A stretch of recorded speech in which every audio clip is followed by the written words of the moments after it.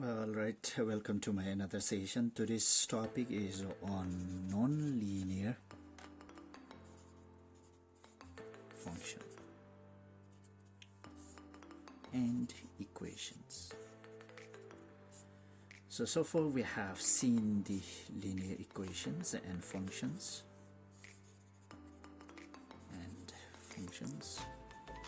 In the linear, we have y is equal to mx plus b, which can be written as a function fx is equal to mx plus b. Okay, alright. Everything remains same, just the y changes to fx. So similarly, for a non-linear, what is non-linear? So under non-linear, we have for quadratic functions. Quadratic functions is a non-linear. So now quadratic functions, it is any form of expression which has a single variable with 2 degree. So this is a degree and this is a variable. If we compare or see with the linear functions, for a linear function also we have a single variable, but its degree is 1, whereas for a quadratic functions its degree is 2. So that is the main difference. Now these quadratic functions, they exist in 3 forms. So first one is the standard form.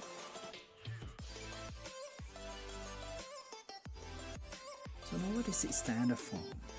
It is actually expressed in fx is equal to ax square plus bx plus c. So let's write just now everything as plus.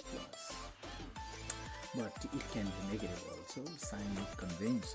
Sign can be negative also. Example of such form, standard form, such form is fx is equal to x square plus 2x minus 3. It can be like this also. So it can be fx is equal to 3x square minus 4x. It can be like this also, where this constant term for this one is 0. So when it is 0, we don't write.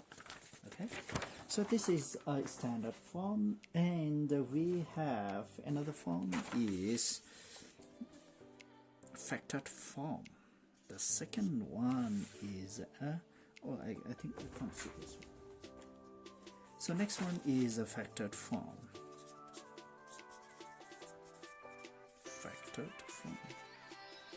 This factored form, it is given in textbook also, you can go through it. Factored form, it is written as fx is equal to x times x minus p plus or minus, let's write plus or minus, times x plus or minus q. So means that these values can have any positive or negative sign. So that's why I'm writing plus or minus. So example is fx is equal to 2 times x minus 3 times x plus 4, something like this, just an example. Or can be fx is equal to x plus 3 times x plus 3, can be like this also. Okay, so something like this, where this value can be 1 here, so that's why we don't write.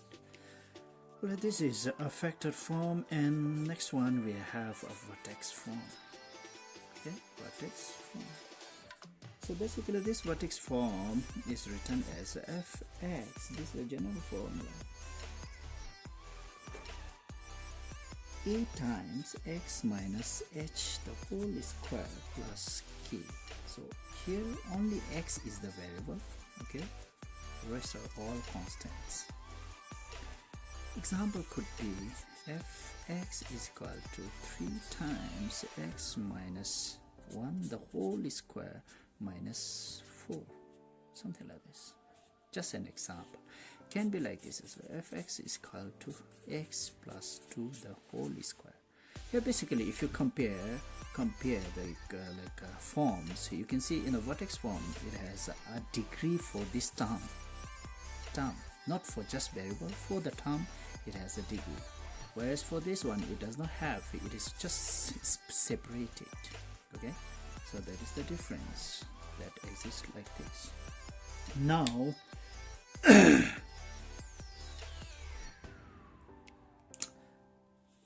now we can see that equivalent, sometimes QUIVA equivalent functions. Alright, so equivalent functions, when we say it, so sometimes the function fx can be equal to g of x, can be equal. So to prove these two functions as equal, how do we do? We have some methods, so let's look into those methods. First method could be, let's say method 1. Method 1 to test f of x is equal to g of x. Method 1 to test f of x is equal to g of x is make the expressions same.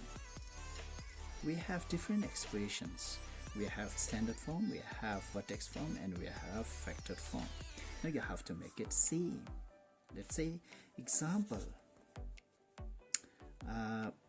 equation 1, fx is equal to 3x squared plus 2x minus 1, and we have equation 2, fx is equal to x times x minus 1 the whole square. 3 fx is equal to x times x plus 1 times x minus 2. We have like this. Okay, so not this. Let's say like this. 2 times. It can't be x here. 2 times. So we have these 3 functions. Now for these 3 functions, we have to check whether they are same or not. So how we can check whether they are equivalent or not is by making the expression same. Making the expression same. How do we make? Let's make these 2 expression as the standard form. First one, convert this fx, x times x minus 1 the whole square into this standard form. It will be x times x minus 1 times x minus 1. X minus 1 the whole square means x minus 1 times x minus 1. It is same as x squared, which is equal to x times x. Same. It will be x times, first multiply the bracket, x, this times this times this. Okay, so it will be x squared times minus x times 1 is x, this times this, and this times this. It will be minus x, negative 1 times negative 1 will be plus 1. Okay, it will be x times, oh, here also it can't be x. Let's say it is 3. It can't be x here, otherwise the coefficient will be more, degree will be more. So it will be 3 times x squared.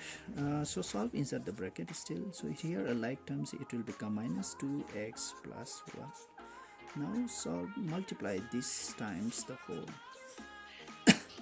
It will be 3x squared minus 3 times 2x is 6x plus 3 times 1 is 3. Are you getting same? Are you getting same this one with this one? No.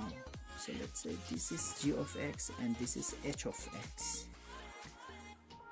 G of x. So you can conclude that f of x is not equivalent to g of x. So this is how you do. In similar ways, you can do for f of x, h of x. For h of x, you can just simply multiply these two first And then after here it is same like this and this will be same. Step from here will be same. Multiply these two and then multiply with this one, and kindly check whether this one is same to this f of x or g of x. This is how you see whether the expressions are equivalent or not. If you get the same expression when you convert these two to the standard form similar to this one, then if you don't get same, then you can conclude that they are not equivalent. That's how you do. And we have other way is you have by plotting the graph. Next one is plotting the graph. Now for all the quadratic functions, for all these three quadratic functions, you can plot a graph. How do you plot a graph? You create a table of values. You create a table of values. So this is how you create a table of values. Here will be input x and here will be fx or whatever the function. And after you get the two values, you plot a graph. After you plot a graph, it may be like this or maybe a parabola like this. For a quadratic, the equation like function graph will be parabola or hyperbola. After getting these two, after getting the graphs, you see whether you get a same graph or not. Like same in the sense like y-intercepts and x-intercepts. You check whether the y-intercepts and the x-intercepts are same for all three graphs of these three functions. Whether you check whether they are same or not. If those intercepts are same, then you can conclude that the given functions are equivalent. So this is another way to check whether the functions are equivalent or not. And another way to check whether these three functions are equivalent or not is by putting input values. Putting input values. Okay, this is 30 step. What you can do is you put f of x. In terms of x, you can put the values. So this x is the input. Put for f for 0, maybe f for 1 and f for 2. At least try for 3 values for all the functions. When you put 3 values and solve. When you solve, you have to solve it. Put the values. Example is here, like 3 times x square. So it is 0 square plus 2 times 0 minus 1.